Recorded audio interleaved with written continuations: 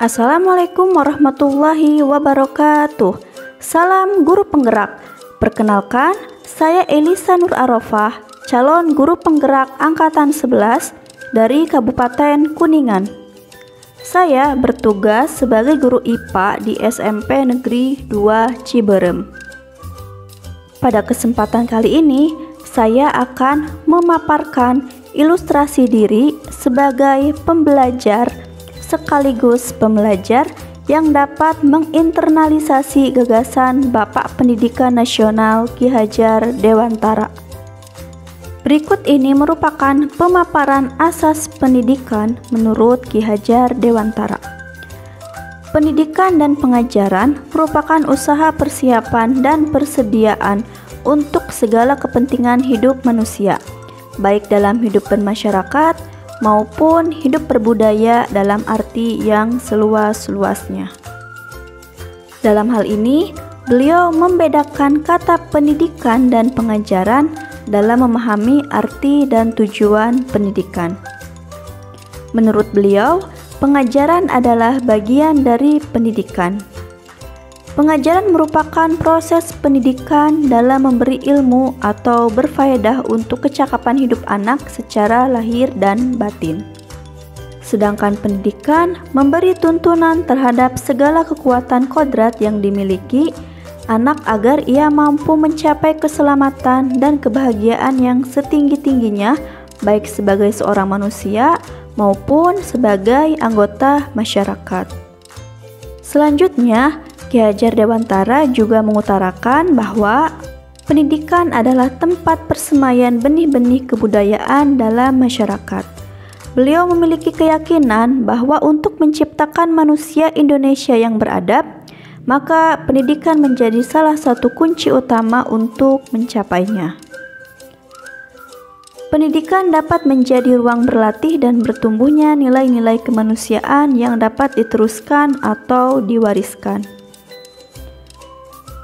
Ki Hajar Dewantara juga menyampaikan pandangannya tentang dasar pendidikan yang menuntun, yaitu pendidikan memberi tuntunan terhadap segala kekuatan kodrat yang dimiliki anak agar ia mampu mencapai keselamatan dan kebahagiaan yang setinggi-tingginya, baik sebagai seorang manusia maupun sebagai anggota masyarakat.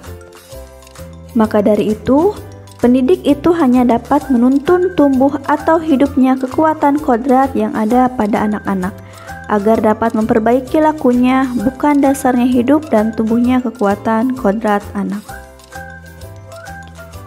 Dalam menuntun tumbuh kembang murid, Ki Hajar Dewantara mengibaratkan peran pendidik sebagai seorang petani atau tukang kebun, sedangkan murid diibaratkan seperti benih tanaman yang disemai petani di lahan yang telah disediakan.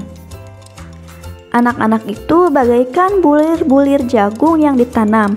Bila biji jagung ditempatkan di tanah yang subur dengan mendapatkan sinar matahari dan pengairan yang baik, maka meskipun biji jagung adalah bibit jagung yang kurang baik atau kurang berkualitas, biji jagung tersebut dapat tumbuh dengan baik karena perhatian dan perawatan dari Pak Tani.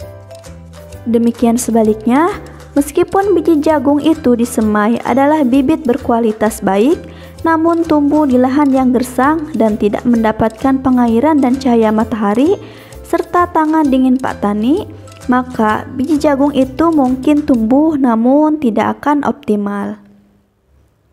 Dari filosofi petani tersebut, kita belajar bahwa guru sebagai pendidik dapat menuntun tumbuh kembang murid untuk menjadi insan yang cerdas dan berbudi pekerti dengan cara mengarahkan, membimbing, dan memotivasi murid dalam belajar. Namun, guru tidak dapat mengubah kodrat murid. Setiap murid memiliki kebutuhan yang berbeda-beda dan cara belajarnya masing-masing, sehingga mereka perlu diberi kebebasan agar dapat menemukan kemerdekaannya dalam belajar. Namun, pendidik harus memberi tuntunan agar murid tidak kehilangan arah dan membahayakan dirinya.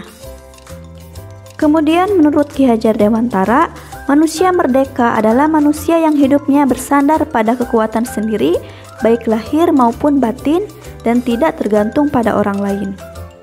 Oleh karena itu, agar siswa tumbuh menjadi pribadi yang mandiri dan merdeka, guru juga perlu menuntun muridnya untuk mengenali diri sendiri, berdaya untuk menentukan tujuan dan kebutuhan belajarnya yang relevan dan kontekstual dengan lingkungannya.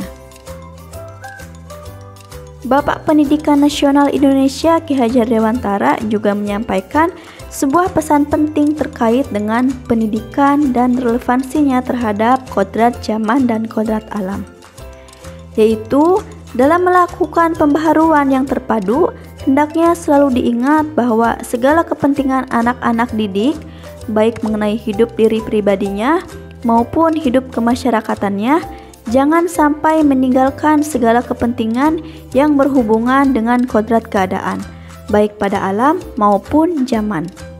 Sementara itu, segala bentuk, isi dan wirama, yakni cara mewujudkannya, hidup dan penghidupannya seperti demikian, hendaknya selalu disesuaikan dengan dasar-dasar dan asas-asas hidup kebangsaan yang bernilai dan tidak bertentangan dengan sifat-sifat kemanusiaan.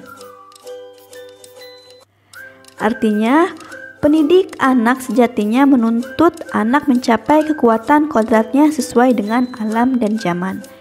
Bila melihat dari kodrat zaman, pendidikan saat ini menekankan pada kemampuan anak untuk memiliki keterampilan abad ke-21. Sedangkan dalam memaknai kodrat alam, maka konteks lokal sosial budaya murid di Indonesia Barat tentu memiliki karakteristik yang berbeda dengan murid di Indonesia Tengah atau Indonesia Timur. Mengenai pendidikan dengan perspektif global, Ki Hajar Dewantara mengingatkan bahwa pengaruh dari luar tetap harus disaring dengan tetap mengutamakan kearifan lokal sosial budaya Indonesia. Demikianlah pemaparan ilustrasi diri sebagai pembelajar sekaligus pembelajar yang dapat menginternalisasi gagasan Bapak Pendidikan Nasional Ki Hajar Dewantara. Saya Elisa Nur Arofah mengucapkan terima kasih dan salam guru penggerak. Wassalamualaikum warahmatullahi wabarakatuh.